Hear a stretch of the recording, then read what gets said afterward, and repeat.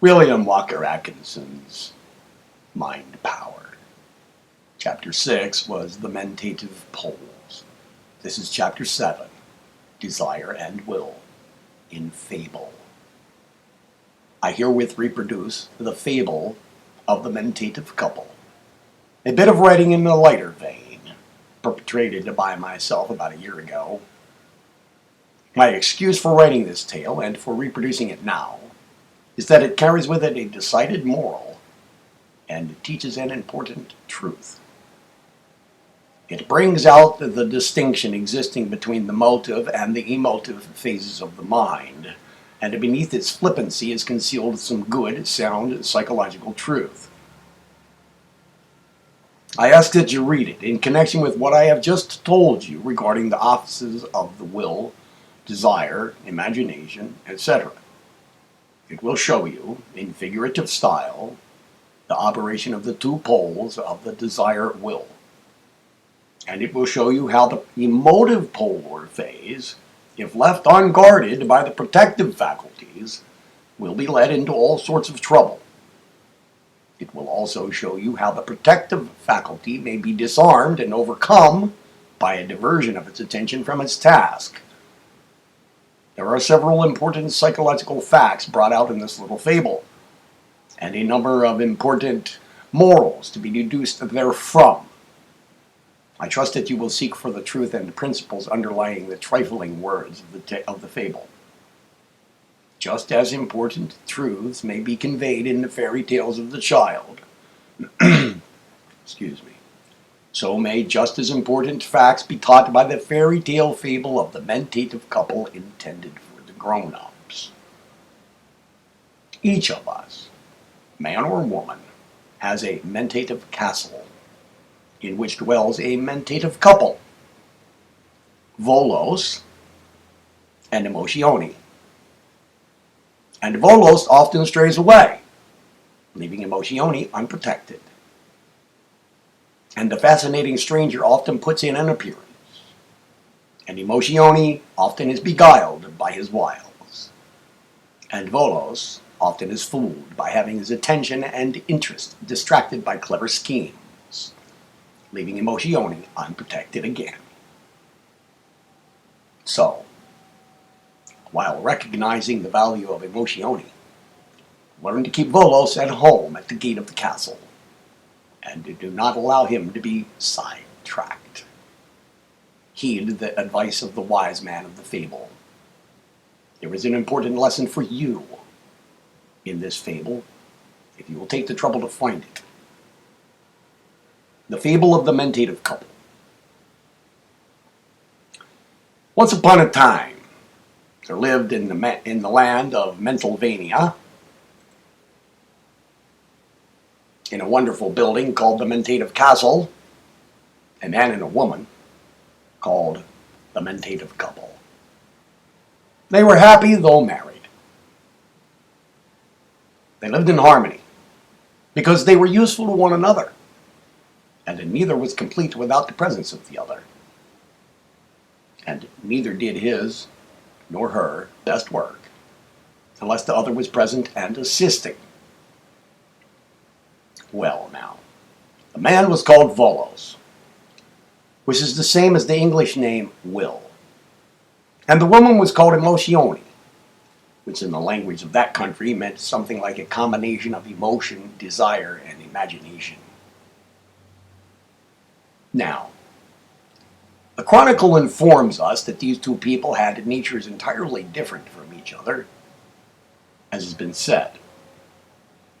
We are told that Volos was of a stern, inflexible, strong, positive nature, apt to stick to a thing once begun, full of the will to live and vitality, full of determination and spirit, with a strong dash of let me alone and get out of my way in his makeup, with a taste for meeting difficulties and overcoming obstacles, with a goodly habit of reaching out and taking hold of what Emotione wanted and needed, and a powerful lot of self-respect and self-reliance in him.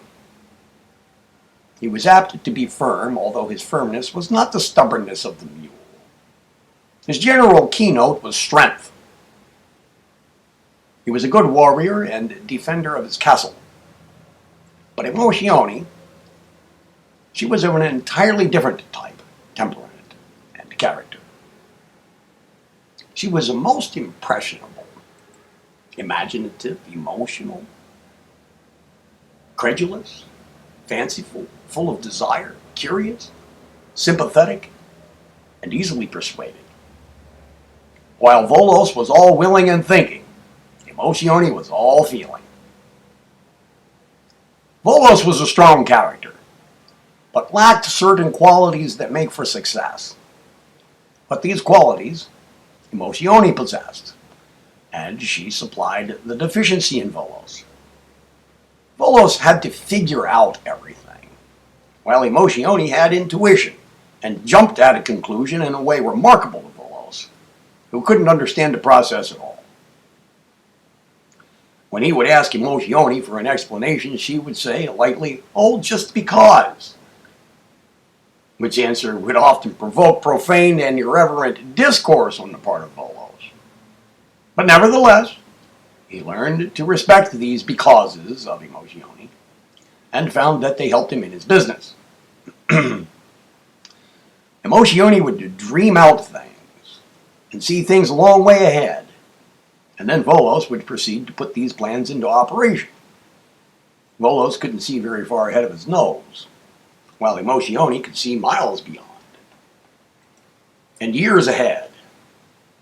And besides this faculty of mental imagery that came in so useful in Volos' business, Emotione also possessed a burning and ardent desire for things, which she managed to communicate to Volos, thereby causing him to get out and do things that otherwise he would never have dreamed of doing. Emotione was like fire, Volos like water. The water would hold the fire in check, but at the same time the fire would heat up the water, and the result would be the steam of action. And so, you see these two, the mentative couple, formed a fine co-partnership and prospered mightily. But, alas, the tempter entered Eden, and the attractive stranger meandered in the direction of the mentative castle. And when he reached there, trouble occurred. This is what happened. One day Volos was absent from the castle, being engaged in some arduous enterprise. Consequently, the castle was unguarded. Volos had provided against this by instructing Emotione that she was to keep the castle gate closed tight when he was away from home, and never to gaze without in his absence, for there was some mysterious danger lurking without when he was away. Emotione had faithfully followed the directions of her liege lord, although her womanly curiosity was piqued thereat. Now many the time she had heard strange knockings at the castle gate, but she heeded them not, and even refrained from looking out of a little peephole in the gate, though this last was much against her inclination, for she could see no harm in just looking. But to return to our tale. This particular day when Volos was absent from home, her curiosity was too much for Emotione when she heard the strange knockings at the gate. Excuse me. And breaking her rule, she ventured to peep without. Looking down, she saw a most attractive stranger with a fascinating smile on his lips. He looked almost as strong as Volos, but he seemed to have a dash of the woman in him besides. He had the strength, but also the charm that Emotione recognized as being a part of her own nature. "Ah," sighed Emotione, "here is a man who can understand me." The fascinating stranger smiled sweetly, and looking into her eyes, masterfully asked to be admitted. "No, no," replied Emotione, "I cannot let you in, for Volos told me not to." "Ah," fair lady," said the stranger softly. "Volos means all right, but he is rather old, foggy-ish, and behind the times. He does not understand, as do you and I. Pray, let me in." And, like Mother Eve, Emotione took the bait. Well, to make a long story short, when Volos came home, he found that Emotione had subscribed to a set of Vilvo Modern Art, a beautiful work published by the Deluxe Brothers of Fifth Avenue, to be issued in 824 weekly parts at the nominal price of $5 a part, 739 parts of which were already out and would be delivered shortly. She had also given a number of side orders for manifold wares, which had dazzled her untrained and unguarded fancy. Volos cried aloud to the gods of his land, but it was too late. The contracts had been signed. But this was just the beginning. Volos did not understand just what was the matter, and contented himself with scolding Emotione, whereat she wept bitterly. But the poison went on with its deadly work, and when Volos again was absent from the home, the habit reasserted itself, and when the fascinating stranger again called at the castle, he was admitted. And when Volos returned, he found the castle furnished from dungeon to watchtower with costly rugs and furniture and various other articles, bought from Morgenstern's popular installment house at $1,000 down and $100 per week. He also found that the castle had been lightning rodded from ground to turret, on each wing, tower, and annex, and that sundry promissory notes containing a law-proof, judgment-confessed clause had been given in exchange therefor. And when Volos swore by the beard of Mars, the war god, that he would have no more of this, he would remain at home thereafter, and he did. But the subtle stranger was on to the game, in all of its details. This is how he played it on Volos, even though the latter remained at home. A few days after Volos had determined to remain at home, there came a band of mountebanks, singing, dancing, and performing juggling tricks. Volos sat on the great stone beside the open castle gate, and his attention was attracted by the sounds and the sights. Faster the dancers whirled, louder beat the drums, sweeter grew the singing, more bewildering grew the feats of jugglery, until poor Volos forgot all about the open castle gate. So rapt was he at the strange sights, sounds, dances, and feats of jugglery. Well, then one of the mountebank gang, who was really the attractive stranger disguised in motley array, slipped, unseen, past Volos, and in a moment was engaged in eager conversation with the impressionable Emotione. Volos watched the crowd until it moved away, and then entering the castle and closing the gate behind him, was confronted by Emotione in tears, for she dreaded the coming storm. "Alack a day, woe is me," she cried, "I'm in trouble again. Oh, Volos, my liege lord, I have just ordered from the fascinating stranger who slipped past you at the gate a baby grand, self-playing, automatic, liquid air-valved, radium carburetor, class piano-playing organette, upon which I may play for you all classes of music ranging from Wagner's Gotterdammerung to the popular Merry Widow waltz with feeling, depth of expression, and soulful understanding, according to the words of the fascinating stranger who took my order." "Gadzooks!" ejaculated Volos. "Fain would I cry aloud the name of that production of Wagner's just mentioned by thee. And by my halidom, even shalt thou soon be performing the waltz just mentioned by thy false red lips.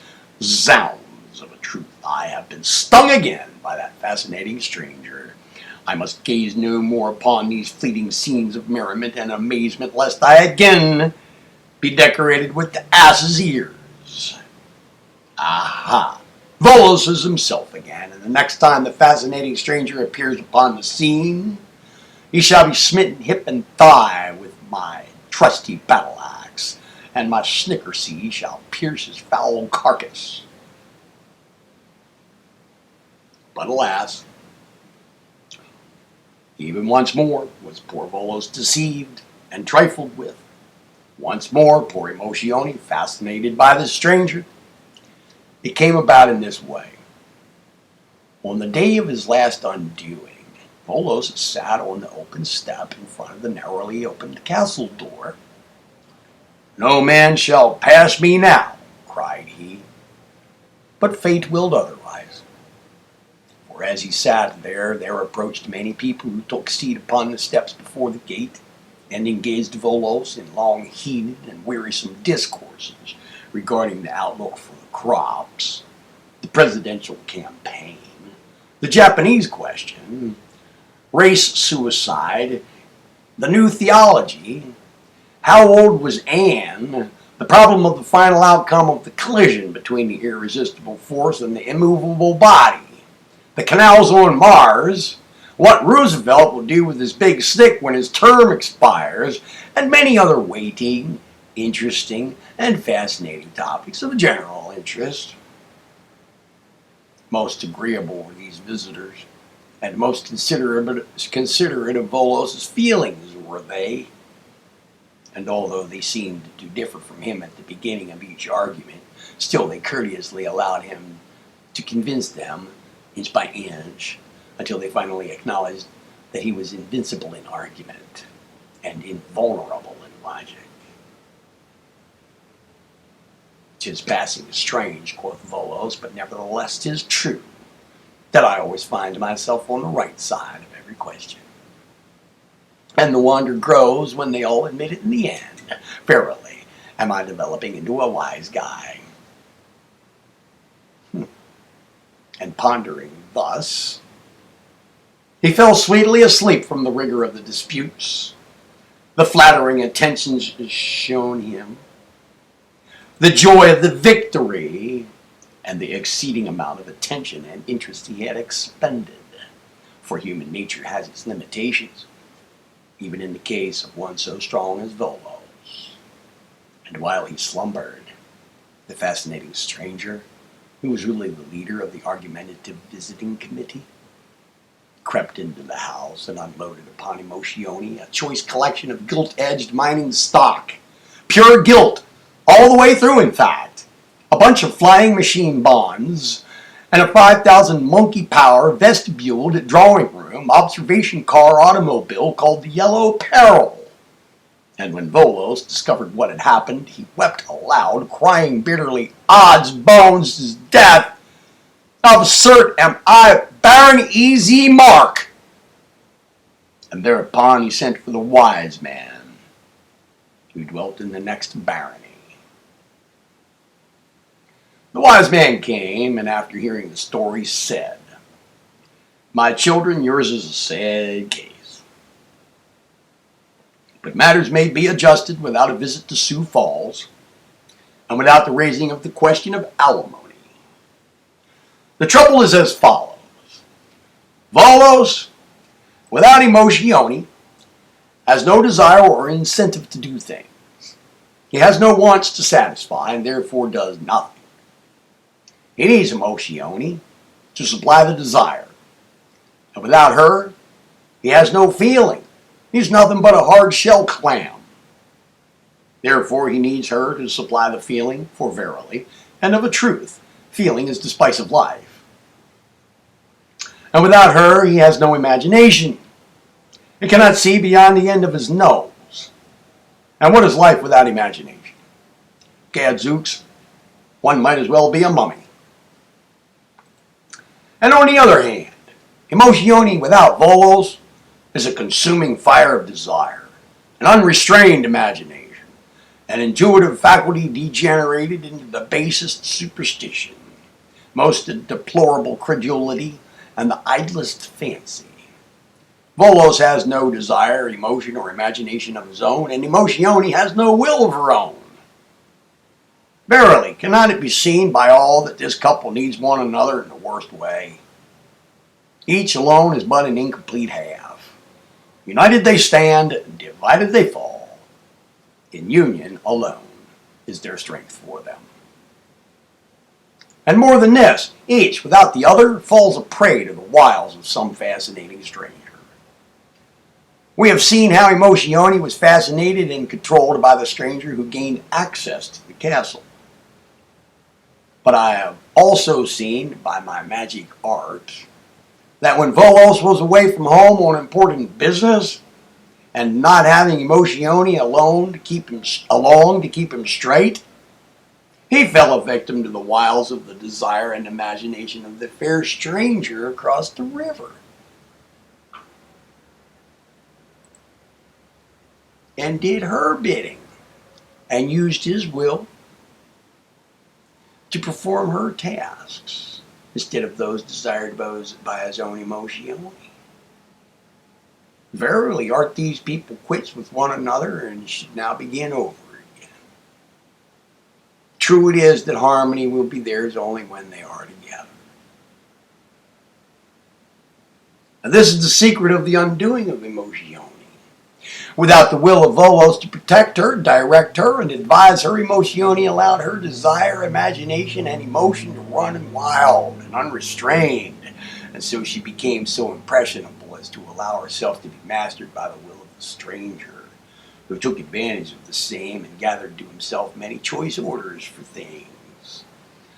And even when Volos sat by the door watching the players, dancers, and jugglers, his attention was so centered on what he saw that the fascinating stranger slipped through the gate.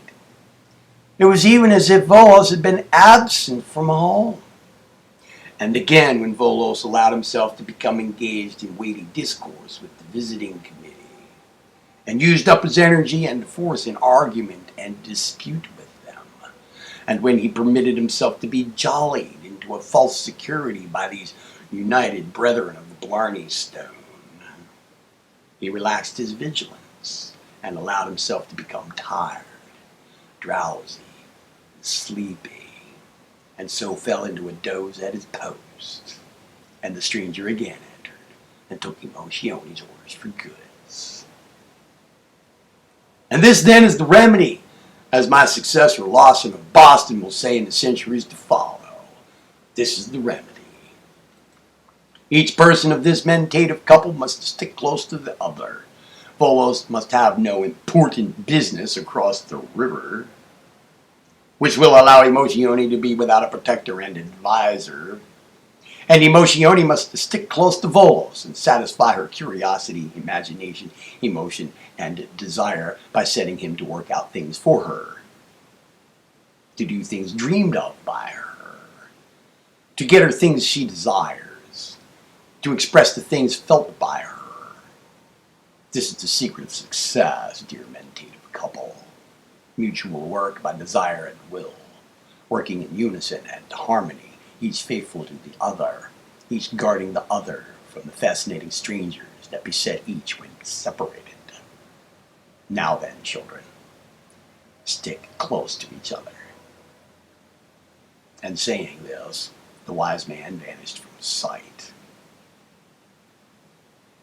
And the moral of this fable of the meditative couple is this: that the mind of every man and woman is a meditative castle, wherein dwells a Volos and an Emotione.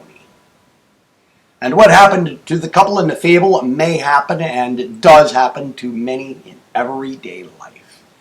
The will, straying from home and paying attention to other attractions, leaves the castle unguarded, and a fascinating stranger enters. And again, the will has its attention distracted by passing objects of interest and forgets the castle door. And again, the will allows itself to be fatigued, tired, and jollied by useless argument and talk and cogitation at the instigation of the designing, fascinating stranger, and the latter slips past the gate. And in each case, inside the gate is Emotione, unprotected and innocent, true to her own nature, credulous, imaginative, fanciful, desireful, and emotional. Is it any wonder that she orders goods that are not wanted by the family? And the remedy of the wise man is given to the meditative couple may be and should be applied by every man and woman in his or her mental castle. And this then is the moral of the fable. And thus endeth the fable of the meditative couple, who dwell in the meditative castle in Mentalvania, in the days of old, when brave knights held their sway, and fair ladies had their way.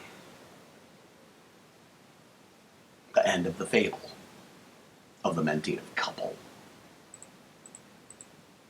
Chapter 8 will be Mind Power in Action.